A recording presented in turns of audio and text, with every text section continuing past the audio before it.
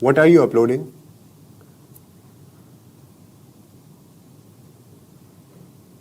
You said you were uploading something. What are you uploading? Oh. Okay. Yeah. So the internet is bad, and he's uploading that. After that, he'll No start worries, Joel. For the pre-recorded interview, do you need the assets in the headline or? Hello? Okay. I don't even have the name of the guy. Man, Who's the I don't POC? know what to do. There is no. It's Aziz. Like. As you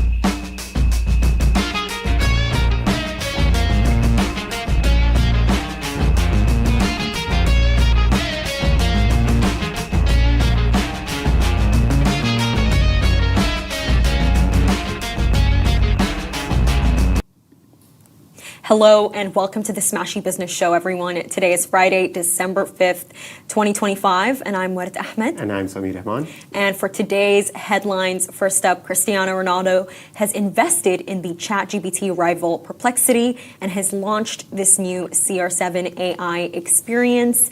Aldar and Mubadala Capital have unveiled this new investment platform that's targeting global demand for Gulf assets.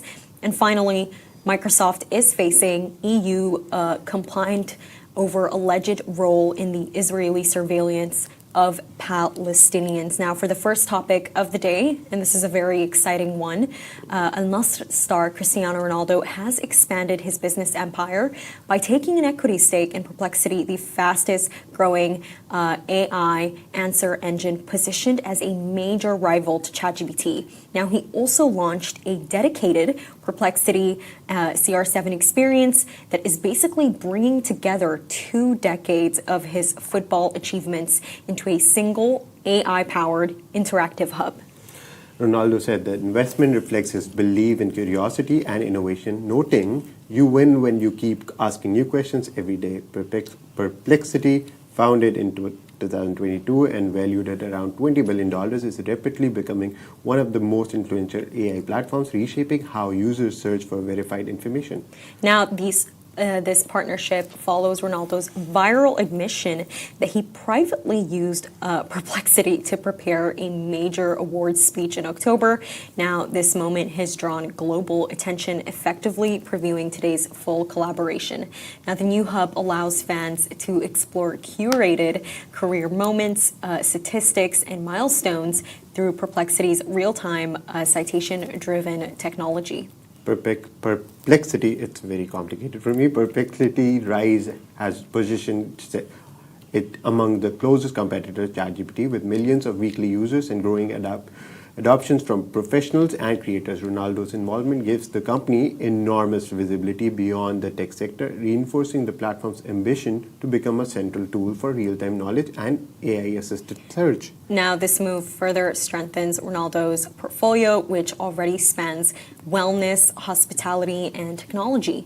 Now, it also coincides with his inclusion on Bloomberg's list of the world's richest people with an estimated $1.4 billion net worth. Now, the 40-year-old joined Al Nasr in 2022 in Saudi Arabia and recently extended his contract in a deal exceeding $400 million. This guy is minting Saudi. It's like absolutely insane. But I think, to be honest with you, Sami, like, much more than just him minting Saudi and, taking up the opportunity. I think with Ronaldo, you got to admire him because I would not say that a lot of people know how to catch up with the trend. Yeah, it's just not that he envisioned that when everybody was saying that why is he going to Saudi all the way from West, everybody questioned his decision and now, they have the answers. Exactly. And I think more than just him, getting all the fruits of his labor and his hard work, I saw this entire story as somebody that's catching up with the trend because we're living in unprecedented times of this AI revolution. It's either you catch up or stay behind. And he's not just using AI, he's investing in it. And very interestingly, in Perplexity, which is supposedly valued at $20 billion. And I think for me, this is important for me because we see it. The companies right now that are succeeding are the companies that are using technology the most and using it in the best way possible. True. Like, for example, do you know the story about that company, Thamania?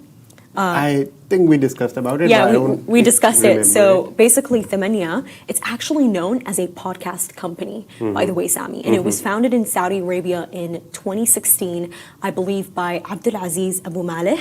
And they have, by the way, the most viewed podcast episode in the world, beating Joe Rogan's podcast with Elon Musk. That's great. Exactly. And just very recently, guess what they won? They won the streaming rights for the Saudi Pro League.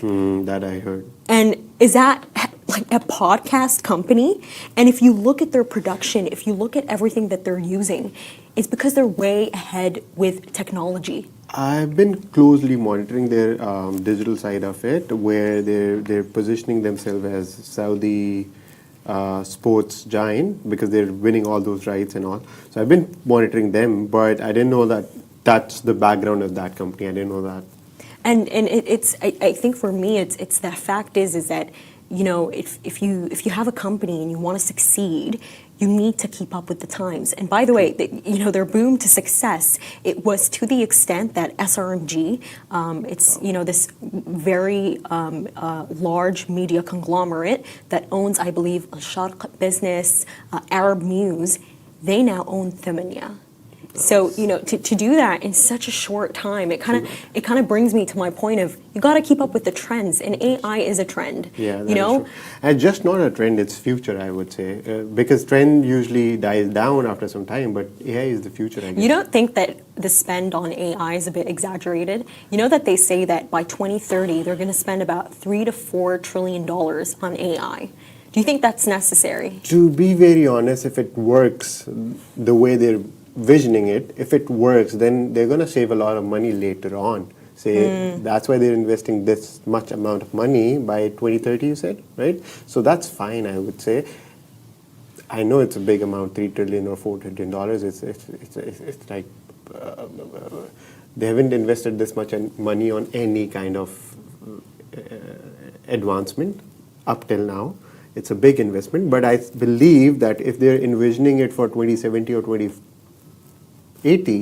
then I believe it's the cost you pay for the future. You think so? And for me, I think when I saw this story with Ronaldo, he's not just a good football player. Yeah. He knows where to place his bets. You know what I like about Ronaldo? I'm not a sports guy, to be very honest. Same, by the way. All right, and I don't follow football much. But what I like about Ronaldo is he's not acting like any other athlete. So whenever you look at any other athlete, they invest in their own field, or they don't go out much. You'll see a great athlete with sneakers coming out, or you'll see their training academy, or you'll see their merch coming out. They stick really close to the home, right? This guy is investing in AI. Imagine I understand he's investing in a way that it is related to him, but AI and a footballer. Can you imagine? Exactly, and for me, that's what I found really cool about the entire story. And I believe that he also has this endorsement with Whoop. I'm pretty sure all of you know Whoop. It's by the Egyptian American founder Yes. Will Ahmed, and it kind of brings back to that point of you saying that his portfolio really does span a lot of businesses. But for me, it's kind of just this point of keeping up with the trend. Like I've on Instagram. Do you follow the Sejwanis? No. Okay, so basically, I do. Amira, I do follow her. Yeah, Because so- she's like always there and she's coming up with new things every day. So. Exactly, and I follow all of the Sejwani children, by the way. Basically, the children of Hussein Sejwani, the Damak billionaire, and Sami. These people are on their brand work. Yeah. They're on their brand work. By the way, guys, Sami himself has a huge following on Instagram. Okay, not related, but okay. No, but it's kind of that point though of you need to keep up with the times of no matter what age you are or wherever you are, you need to keep up with the times. And this investing, it doesn't just come in the form of investing in those companies. It's the way you're practicing what people are actually doing right now. And do you believe in this idea of having this brand profile of practicing it? Because everyone is doing it right now. Even people who don't particularly enjoy it. It's good for your business, A. Whatever your business is, good for your business, because if you have a following, then that gives you an extra platform to talk about your brand, A. B, to me, people know your company and people know you are two different things. What does that mean? For me, people know Microsoft, but a lot of people doesn't know Bill Gates until he started becoming Bill Gates, right? Then you started until he started doing all of that philanthropy work that he did, and he does. All right, so that became a brand. Bill Gates became a brand, as well as Microsoft. So there are people in the world who knows Microsoft before, not now. Now everybody knows Bill Gates, but there were people in the world who knew Microsoft, but they didn't know Bill Gates, right? However, in comparison to Apple, people knew, what was the name? Steve Jobs. Steve Jobs. People knew Jobs more than Apple. They trusted the guy, and then they trusted the brand.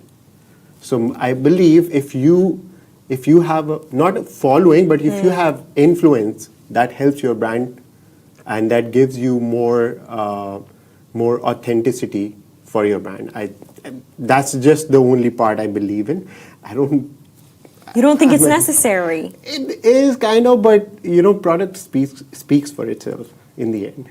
Right. No, that's very interesting. No, Even if you have a great personality, great profile, if your product doesn't do justice, you cannot justify it, right? No, I completely agree with you, and we kind of see that with Lush. Lush, by the way, has a no social media policy because they believe that it affects people's mental health. So they don't do advertising on social media.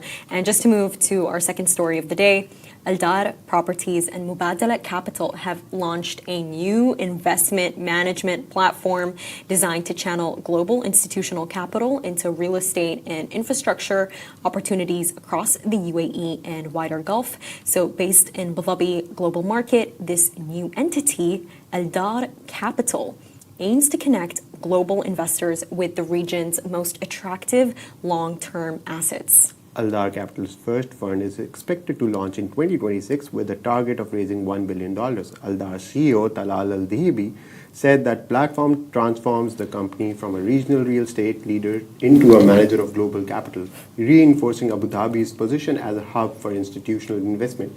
Now, the UAE's appeal to foreign investors continues to rise, supported by residency reforms, economic diversification, and strong real estate performance. Now, Abu Dhabi's economy is forecasted to grow around 6% this year, driven by easing oil and production cuts and robust property activity, according to the International Monetary Fund.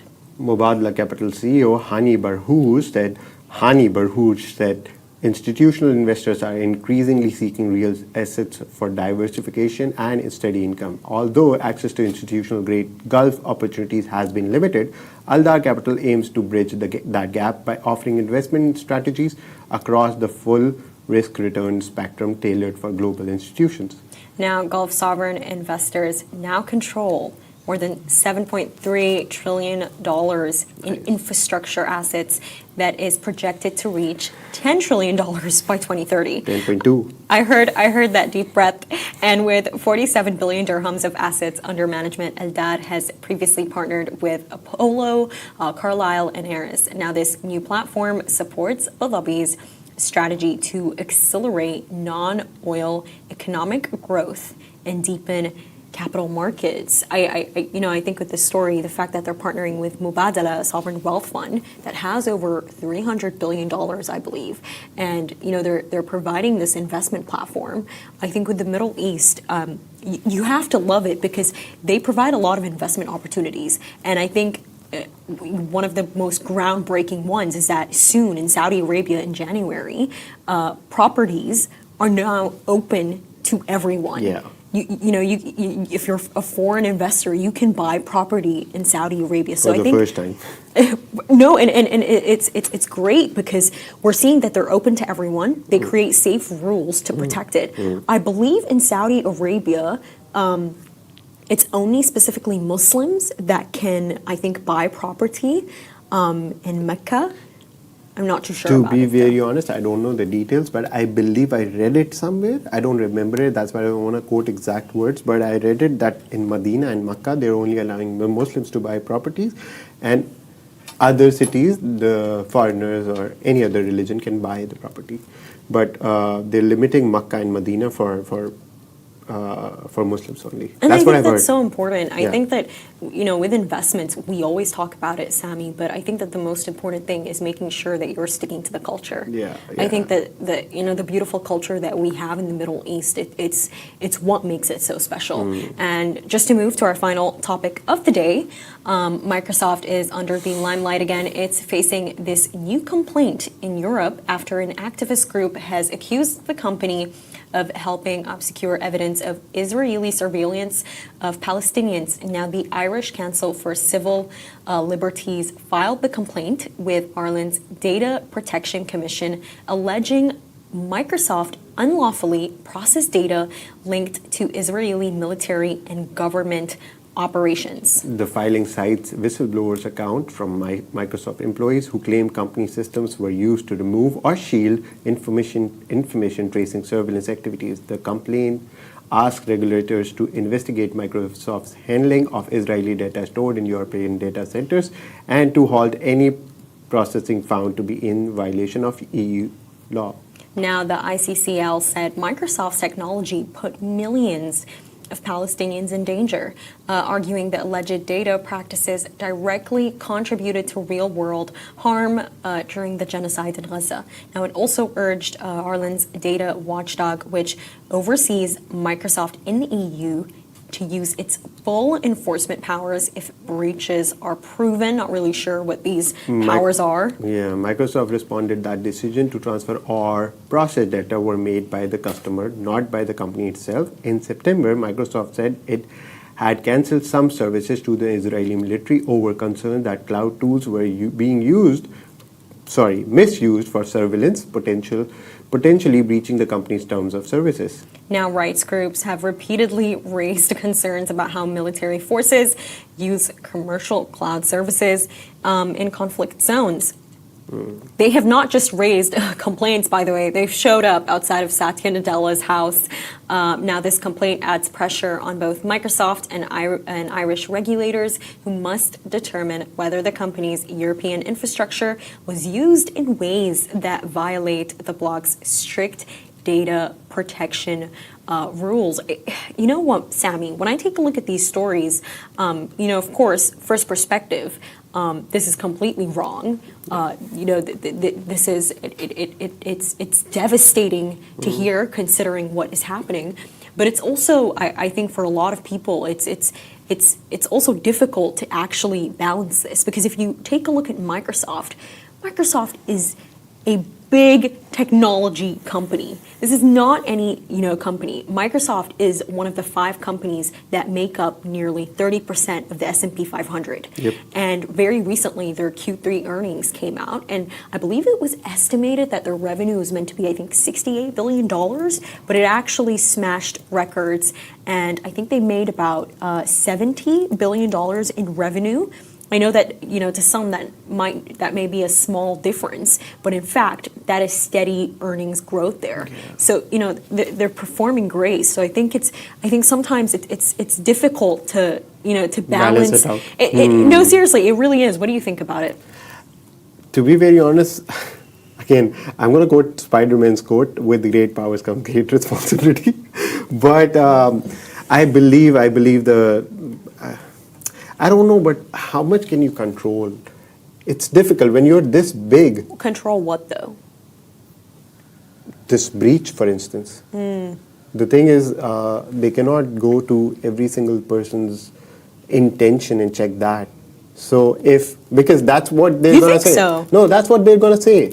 That's how they're going to defend themselves. No, they've actually admitted to it, by the way. They were under fire for basically, I think, supplying Azure Cloud to Israel, and they released a statement saying that we provided it, but we did not know. Yeah, that's what it was giving. That's what I'm saying. No? Every time even if they admit it, they will say that we gave it for a better reason. They didn't use it for the right reason. They misused it.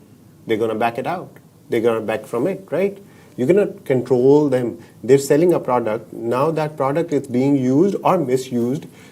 I believe they can pull out later on, but it will be used for some time. And once the complaint is launched like this one, only then they can back out. I believe they should add more layers of security, or what do you call it? Policy.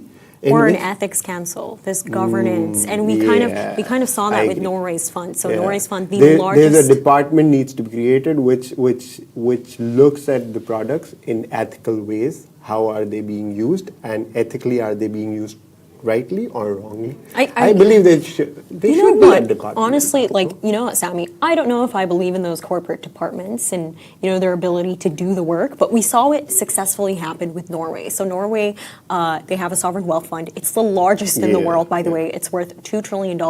Very recently in August, I believe they divested from 11 Israeli companies. And a lot of and they sold a lot of the stakes off because they found it extremely concerning that they've invested in these companies. One of them, I believe, was Caterpillar, and that they had all of these human rights violations. And I think. So you think it will work if they create an ethical committee which looks after this side of business? I think that it's kind of difficult to navigate because obviously when you have such a large conglomerate and it operates in different continents, there are different needs for different continents, and I think that you have to keep that in mind. I'm not really sure if it will work. We saw it very successfully work with Norway, but I think that. But that doesn't prove that it will work in every case. No, it worked in Norway's case, but I'm not sure. And I think with Microsoft, by the way, they have a whole group that is against them. Yeah. I don't think against them is the right word, but Sammy said it. No Azure for apartheid. They've been protesting for a while. It's basically made up of these employees who most of them have been fired for protesting against what is going on in the company. You know what it is? I don't think these ethics councils work. I think that they're really good PR. I see them as PR. I see them as they're a good picture. It's something very flowery, but I'm not too sure if they actually work. To some extent, you're right, but for now, there's no other step. I know it's a PR stunt to create an ethical committee, but at least that's one step, or let's say half a step towards the right decisions, right?